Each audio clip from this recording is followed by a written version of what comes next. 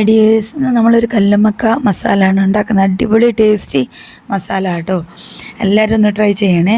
അതിന് വേണ്ടി കുറച്ച് കല്ലുമ്മക്ക, ഇഞ്ചിയും വെളുത്തുള്ളിയും വീട്ടിൽ മൊത്തത്തിൽ ഞാനിങ്ങനെ ചെയ്ത് വെക്കാറാണ്. അതാണ് കേട്ടോ. ആവശ്യാനുസരണം എടുത്താൽ മതി. 2 ഉള്ളിയും ഒരു പച്ചമുളകുമാണ് കേട്ടോ എടുത്തത്, ഒരു തക്കാളിയും. ആദ്യം കല്ലുമ്മക്ക നമ്മൾ സാധാരണ നമ്മൾ പൊരിക്കാൻ വേണ്ടിയിട്ട് മസാല പുരട്ടുമ്പോൾ മുളക് പൊടിയും മഞ്ഞൾപ്പൊടിയും കുറച്ച് ഗരം മസാലയും ചേർത്തിട്ട് ഉപ്പും ചേർത്തിട്ട് ഒന്ന് മാരിനേറ്റ് ചെയ്തിട്ട് ശാലോ ഫ്രൈ ചെയ്തെടുക്കുക. ആ പാനിലേക്ക് തന്നെ നമ്മൾ ഉള്ളിയും പച്ചമുളകും ചേർത്ത് കൊടുത്ത് നന്നായിട്ട് വഴറ്റിയെടുത്തിട്ട് അതിലേക്ക് വഴണ്ട് വരുമ്പം തക്കാളി ചേർക്കുക, കുറച്ച് കുരുമുളക് പൊടിയും കുറച്ച് ബിരിയാണി മസാലയും ചേർക്കുക, നമ്മുടെ കല്ലുമ്മക്കായും ചേർത്തിട്ട് നന്നായിട്ട് മൊത്തത്തിൽ ഇളക്കി വേവിച്ചെടുക്കുക. എന്നിട്ട് വെന്ത് വന്നാൽ നമുക്ക് കുറച്ച് ഈ കല്ലുമ്മക്ക വേവിച്ച വെള്ളമല്ലേ അത് വെള്ളം കൂടി, അതാണ് ഉപ്പ് നല്ലപോലെ ചേർക്കണ്ടെന്ന് പറയുന്നത് കേട്ടോ. ഈ വെള്ളം കൂടി ചേർക്കുമ്പോൾ ഉപ്പ് റെഡിയാവും.